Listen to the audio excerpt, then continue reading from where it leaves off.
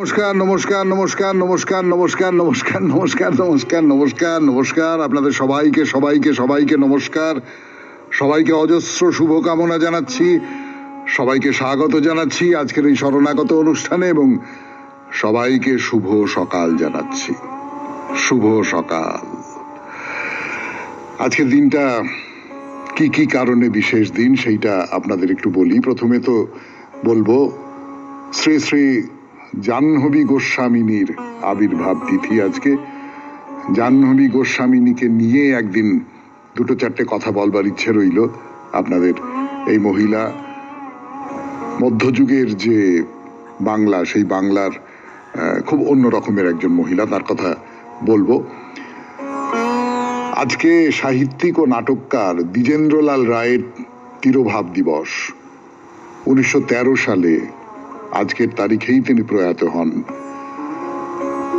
শ্রী শ্রী প্রভু জগৎবন্ধু সুন্দর, তার আবির্ভাব তিথি আজকে। আর আজকে বিশ্ব টেলিকমিউনিকেশন দিবস।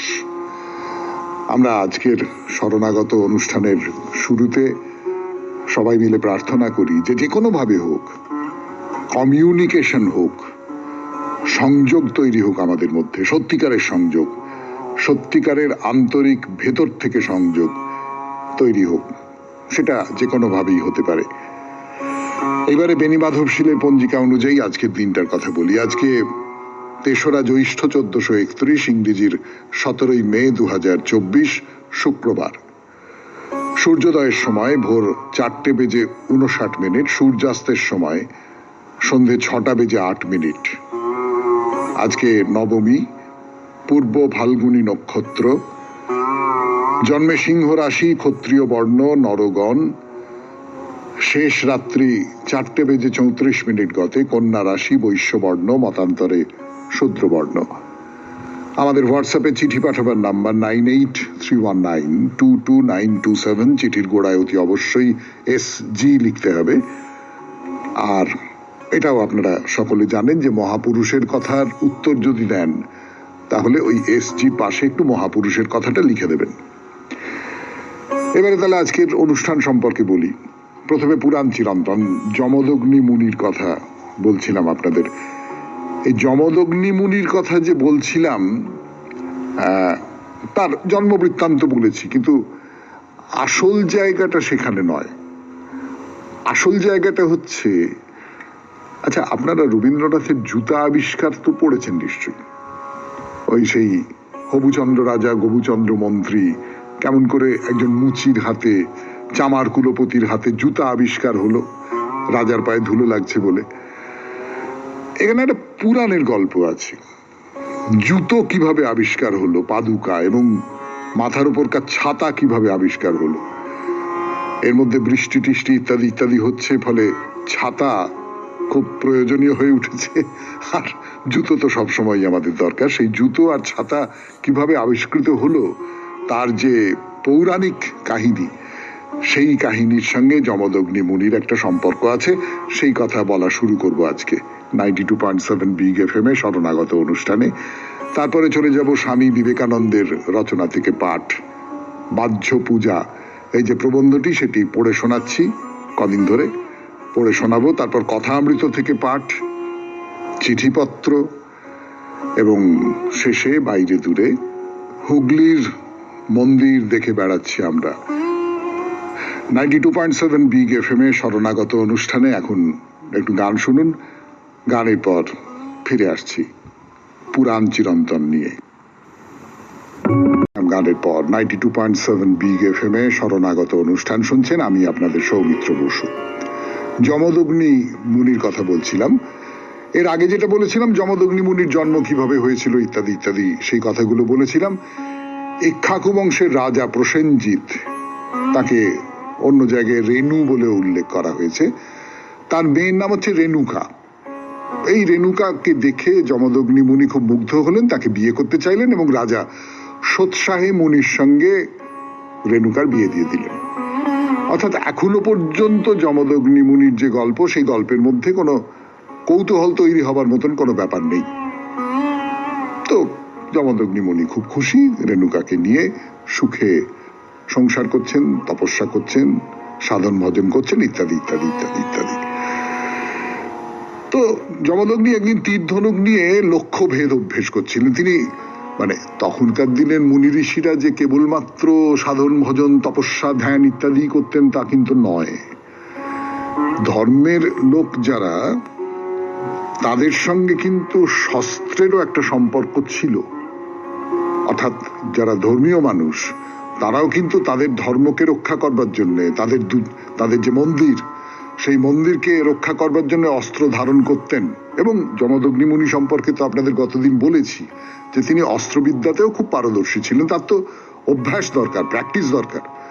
তো তিনি তীর ধনুক নিয়ে ওই লক্ষ্য ভেদ করছেন আর কি।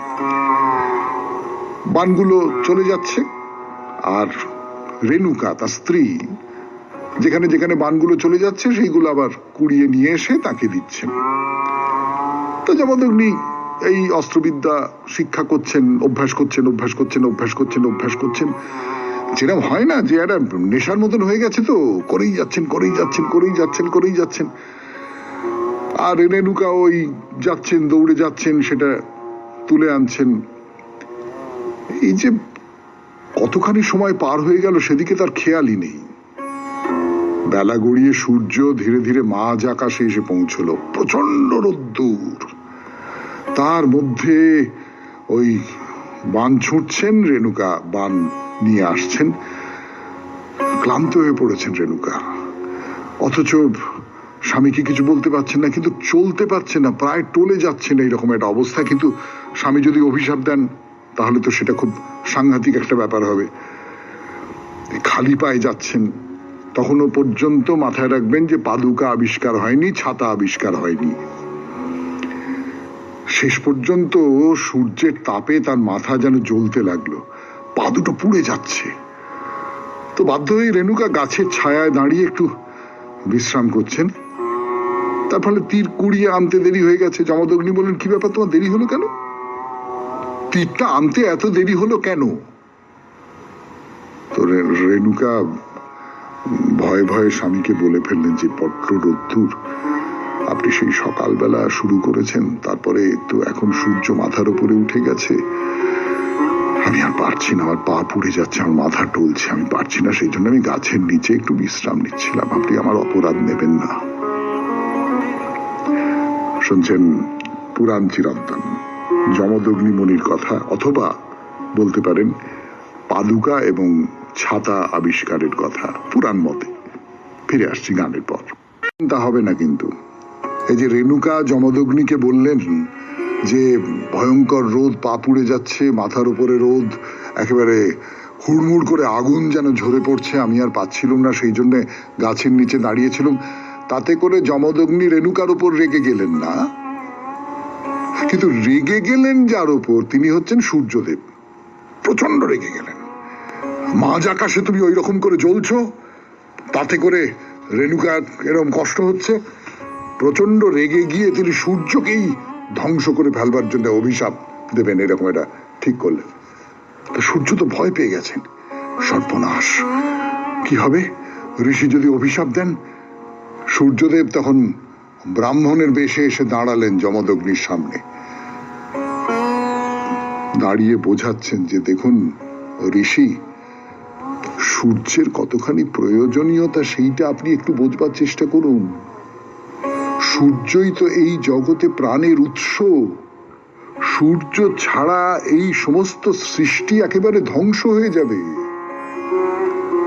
যমদগ্নি ওই রকম বড় মাপের একজন ঋষি, তিনি তো সূর্য ছদ্মবেশে এসেছেন, ব্রাহ্মণের বেশে এসেছেন, কিন্তু যমদগ্নি দেখে তো চিনতে পেরে গেছেন। তিনি বলেছেন, শোনো, এই রেণুকার যত কষ্ট হয়েছে তার শাস্তি তোমাকে পেতেই হবে। তুমি যখন মধ্যাহ্নে মাঝ আকাশে থাকবে তখন তোমাকে অতি অবশ্যই শাস্তি দেব। তো সূর্য তখন কাতর হয়ে প্রাণ ভিক্ষা করছেন। তা যমদগ্নি সূর্যকে প্রাণ ভিক্ষা দিলেন, দিয়ে বললেন, আচ্ছা ঠিক আছে, তোমাকে বধ করবো না, কিন্তু তোমার এই প্রখর তাপে চলাফেরা করতে মানুষের যে কষ্ট হয় তার তো একটা বিহিত করতে হবে তোমাকে। এমন একটা ব্যবস্থা তো করতে হবে যাতে মাটি গরম হয়ে গেছে, সেই পথে চলতে পারছে না মানুষ, তোমার প্রখর তাপ থেকে মানুষের শরীর যাতে রক্ষা পায় তার একটা ব্যবস্থা করো। সূর্য তখন যমদগ্নির হাতে তুলে দিলেন ছাতা এবং জুতো। যমদগ্নি সন্তুষ্ট হলেন। সেই সময় থেকেই জগতে ছাতা আর পাদুকার ব্যবহার প্রচলিত হলো। এই হলো ছাতা এবং পাদুকা বা জুতো আবিষ্কারের পৌরাণিক কাহিনী। শেষ হলো আজকের পুরাণ চিরন্তন। এরপর স্বামী বিবেকানন্দের রচনা থেকে পাঠ। 92.7 বিগ এফএম এ শুনছেন শরণাগত। বিগ এফএম এ শরণাগত অনুষ্ঠানে এখন ঠাকুর শ্রী রামকৃষ্ণ পরমহংসদেবের কথা অমৃত থেকে পাঠ করে শোনাচ্ছি আমি, আপনাদের সৌমিত্র বসু। এবং সেই সূত্র ধরে একটা দুটো কথা যেগুলো বলতে ইচ্ছে করছে সেইগুলো বলছি। তো ঠাকুর বলছেন যে আজ শনিবার মা কালীর ঘরে যেও, বলছেন চিদাত্মা আর চিৎ শক্তি। চিদাত্মা পুরুষ, চিৎ শক্তি প্রকৃতি। চিদাত্মা শ্রীকৃষ্ণ, চিৎ শক্তি শ্রী রাধা। বলে যে কথাটা বলছেন সেটা খুব দারুণ কথা, খুব ভালো কথা, খুব ভাববার মতন কথা, উপলব্ধি করার মতন কথা। বলছেন ভক্ত ওই চিৎ শক্তির এক একটি রূপ। এই আমাদের নানান ভক্তের কথা আমরা জানি। শ্রীরামকৃষ্ণ পরমহংসদেব একজন ভক্ত, কিন্তু সেটা আমি বাদ দিচ্ছি। তার বাইরে আমি যদি বলি যে মা যশোদা, আমি যদি বলি শ্রীরাধা, আমি যদি বলি হনুমান, আমি যদি বলি গোপী, এরা তো ভক্ত, ভক্তের একটা চূড়ান্ত রূপ। আমরা ভক্ত হতে চাই। আমরা যারা শরণাগত অনুষ্ঠান শুনছি তারা ভক্ত হতে চাই। তো এই যে ভক্ত হতে চাই, তার একটা চূড়ান্ত রূপ, তার একটা আদর্শ। ওই যে যেমন একজন আদর্শ মানুষের ছবি, আদর্শ অবতারের ছবি দেওয়ালে টাঙিয়ে রাখি আমরা, সেই রকম এরা হচ্ছেন ভক্তের আদর্শ। তাহলে আমার ভেতরে কোথাও, আমি যে ওই ভক্ত হতে চাই, আমার ভেতরে কোথাও ওই চিৎ শক্তির একটা রূপ রয়েছে। তাই সেই রূপটাকে ঘষা মাজা করে নিতে হবে। সেই রূপটার প্রতি আমাকে একাগ্র হতে হবে। সেই রূপটা নিয়েই আমাকে এগিয়ে যেতে হবে। বাকি সমস্ত কিছু আমার জীবন থেকে ছেটে ছেটে ছেটে ছেটে ফেলে দিতে হবে। যদি পারি তাহলে আমি ভক্ত হলাম। কিন্তু আমার ভেতরে সেই ভক্ত হবার যে উপাদান, সেইটা কিন্তু রয়েছে।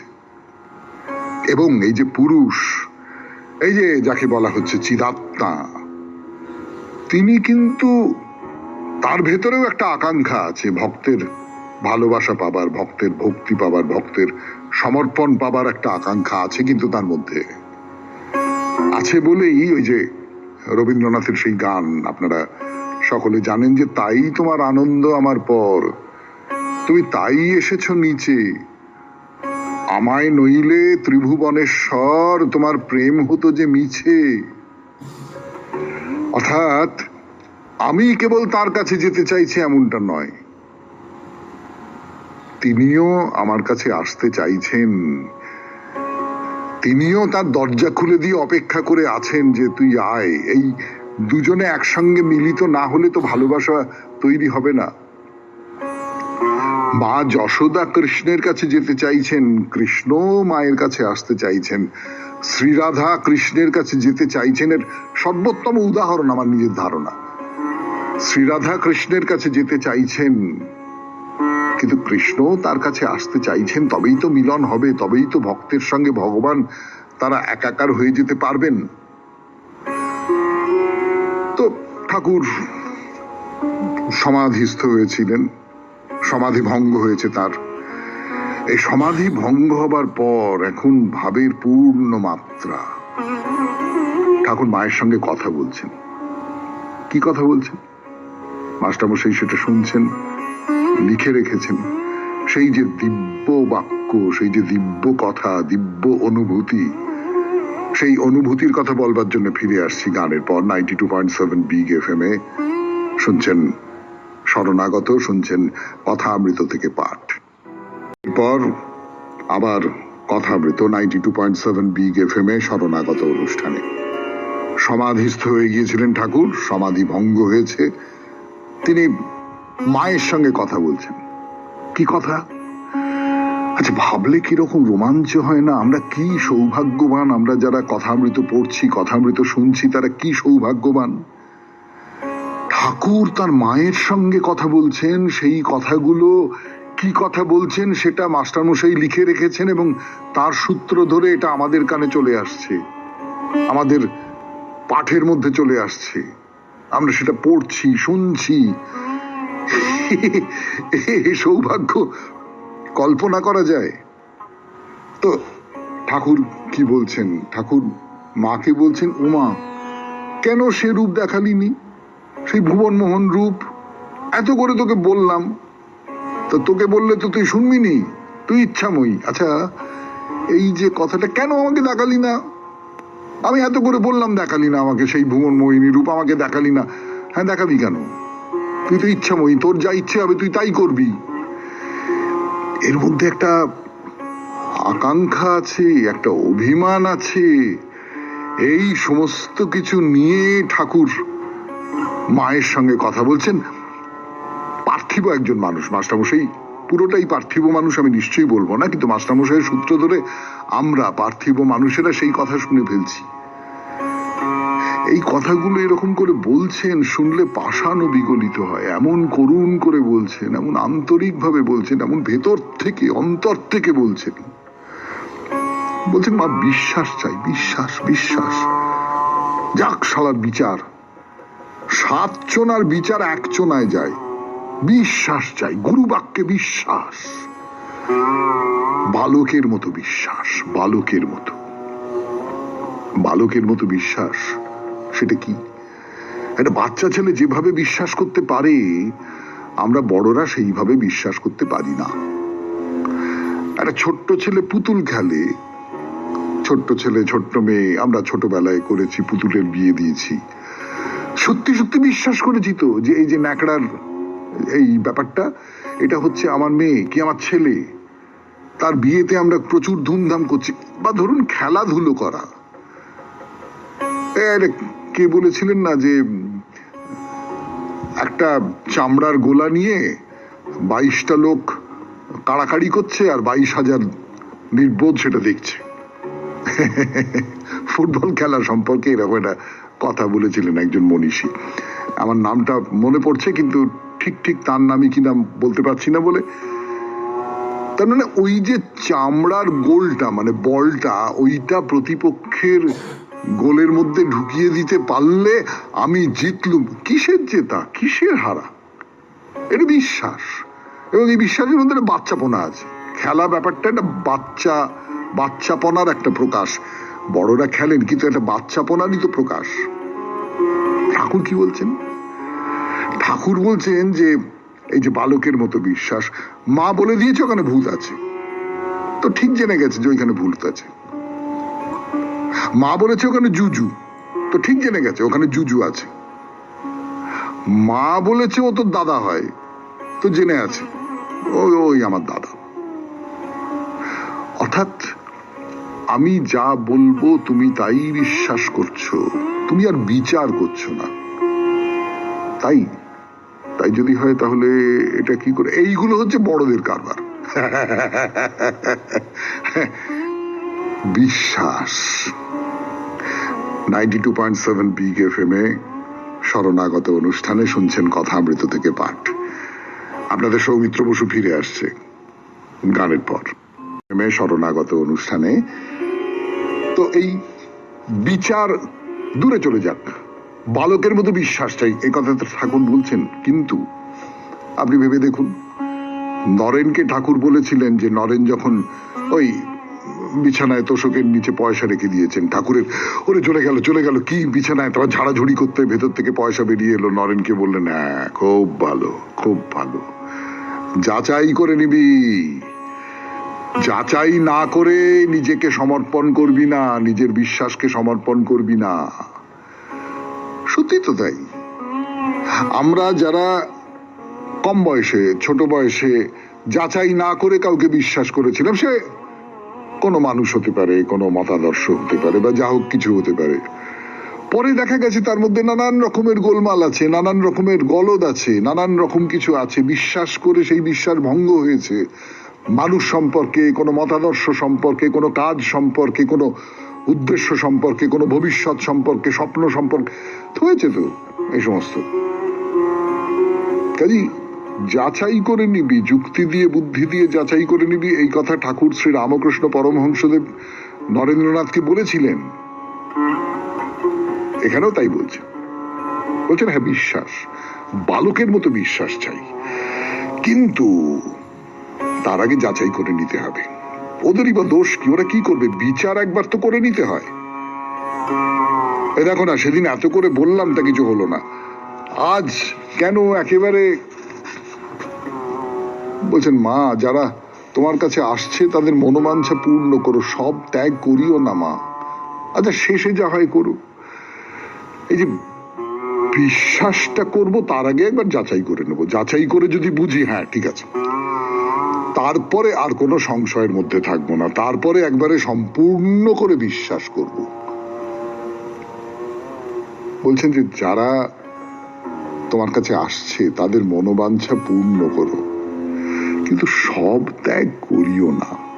সব ত্যাগ করার কথা ঠাকুর কিন্তু বলছেন না, তিনি কিন্তু রসে বসে থাকার কথাই বলছেন। এই যে সন্ন্যাসী হয়ে চলে গেল একজন, সংসার থেকে নিজেকে সম্পূর্ণ বিচ্ছিন্ন করে নিল, ঠাকুর তো এইটা চাইছেন না। এই যে সংসার ধোঁকার টাটি ঠিক আছে, কিন্তু আমি খাই দাই আর মজা লুটি, এটাও তো ঠিক। শুনলেন কথামৃত থেকে পাঠ 92.7 বিগ FM এ শরণাগত অনুষ্ঠানে। এবার গান, গানের পর আপনাদের চিঠিপত্র থেকে পারমিতা সরকার, তার চিঠি পড়ে শোনাবো এখন আপনাদের 92.7 বিগ FM এ শরণাগত অনুষ্ঠানে। বিষয় আমার প্রথম রবীন্দ্রনাথ। সে অনেক ছোটবেলার কথা, আমি তখন নার্সারিতে পড়ি, ক্লাস 3, বয়স মাত্র 6 বছর। স্কুলের দিদিমণিরা বললেন আর কিছুর পরে 25শে বৈশাখ, কবিগুরু রবীন্দ্রনাথ ঠাকুরের জন্মদিন, তোমরা সেদিন কিছু কিছু ফুল আনবে এই অনুষ্ঠানের জন্য। গরম পড়ে গেছে তাই মর্নিং এ তখন ক্লাস হতো। বুঝতে পারছিলাম না কে তিনি। বাড়িতে এসে বললাম 25শে বৈশাখ ঠাকুরের পুজো হবে, তাই স্কুলে ফুল নিয়ে যেতে বলেছেন দিদিমণিরা। যথাসময়ে রজনীগন্ধা বেলি ফুল নিয়ে গিয়েছিলাম সেদিন। এত ছোট, ভেবেছিলাম এ বোধহয় কোনো দেবতার পুজো হবে, কিন্তু পুরোহিত মশাই বা সামনে থালার কোনো প্রসাদ বা আরতি ঘন্টা কিছুই দেখতে পেলাম না। সকলে নাচ গান করে তাকে প্রণাম করছে। আমরা করেছিলাম তারই লেখা আমরা সবাই রাজা। নাচ করেছিল ওরা অনেকে, ওরা অকারণে চঞ্চল। বাড়িতে এসে যখন বললাম ঠাকুরের পুজো হয়েছে কিন্তু ঠাকুর মশাই ছিলেন না, আমার কথায় বাড়ির সবাই হেসে উঠেছিল। মা বলেছিলেন তিনি ঠাকুর ঘরের ঠাকুর নন, তিনি জীবন দেবতার ঠাকুর। এ কথা আজও মনে আছে। ইতি বিজয়গড় থেকে পারমিতা সরকার। পারমিতা দেবী আমি না একদম একটা ওই ছোট্ট বাচ্চা মেয়ে, একেবারে গুড়গুড় গুড়গুড় করে 6 বছর বয়সের একটা মেয়ে, সে হাতে ফুল টুল নিয়ে স্কুলে ঢুকছে, গট গট করে গিয়ে দেখছে যে কিরকম সাজানো হয়েছে, কিন্তু কোথাও কোনো পুজো টুজোর ব্যাপার নেই।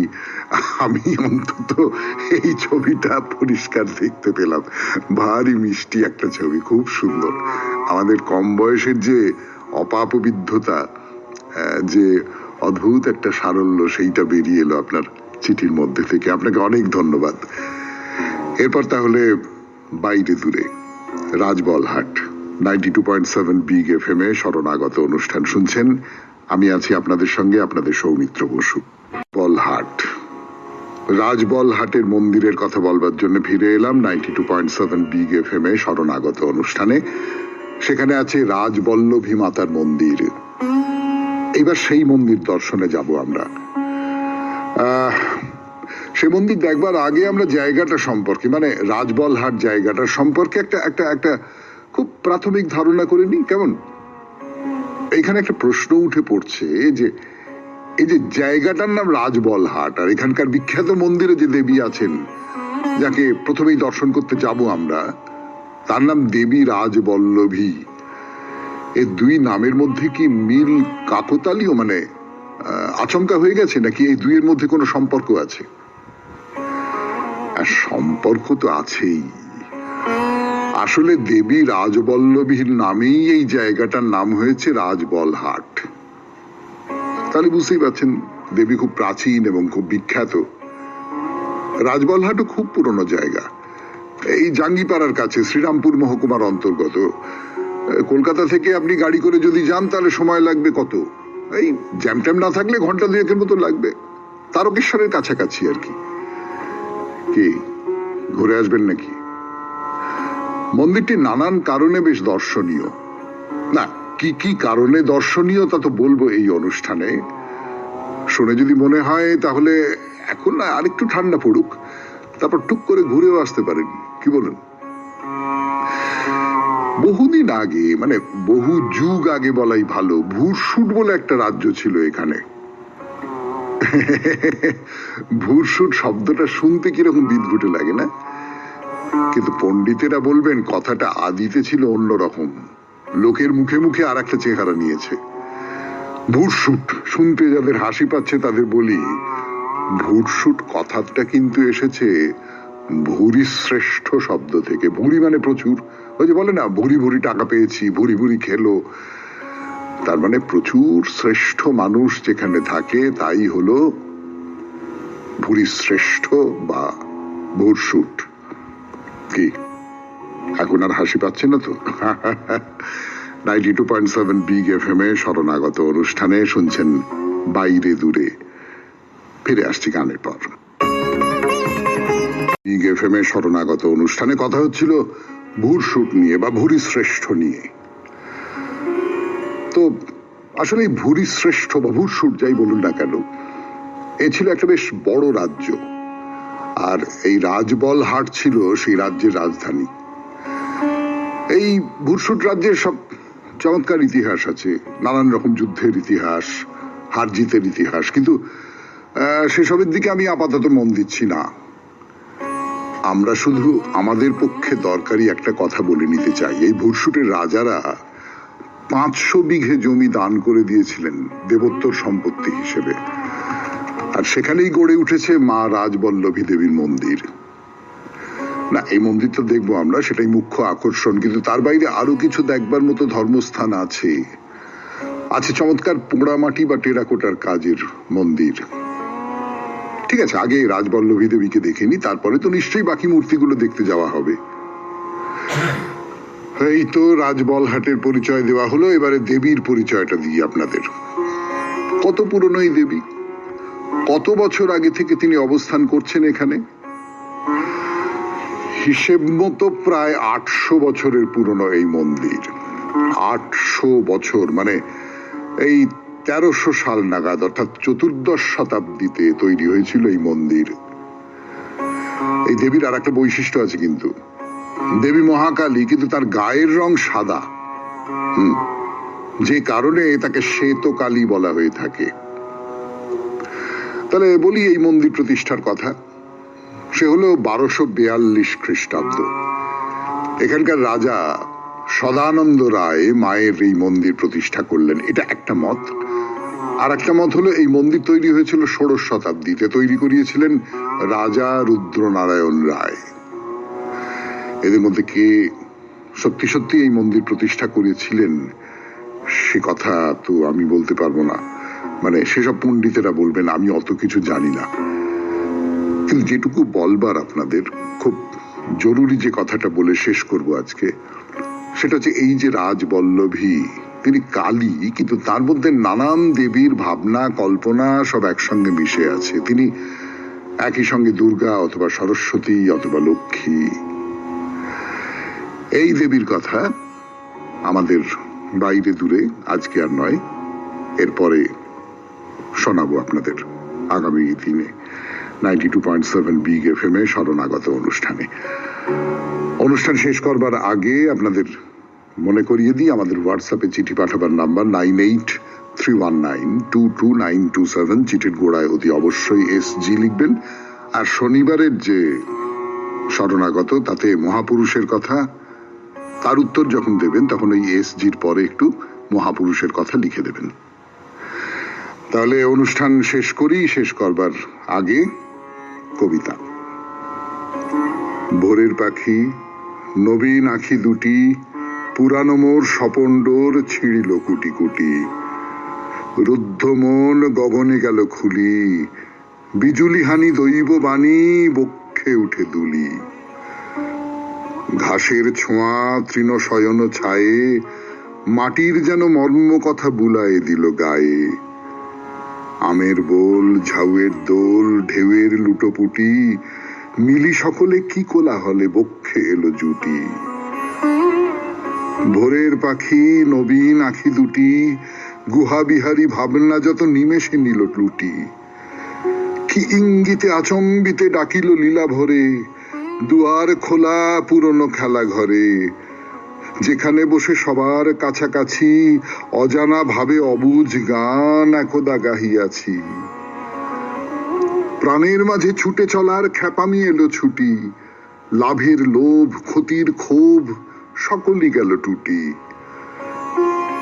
ভোরের পাখি নবীন আখি দুটি, শুকতারাকে যেমনই ডাকে প্রাণে সে উঠে ফুটি, অরুণ রাঙা চেতনা জাগে চিতে, ঝুমকলতা জানায় কথা রঙিন রাগিনীতে, মনের পরে খেলায় বায়ু বেগে, কত যে মায়া রঙের ছায়া খেয়ালে পাওয়া মেঘে, বুলায় বুকে ম্যাগনোলিয়া কৌতূহলী মুঠি, অতি বিপুল ব্যাকুলতায় নিখিলে জেগে উঠি।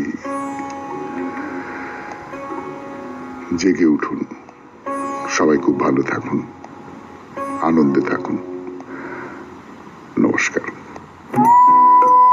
নমস্কার নমস্কার নমস্কার নমস্কার।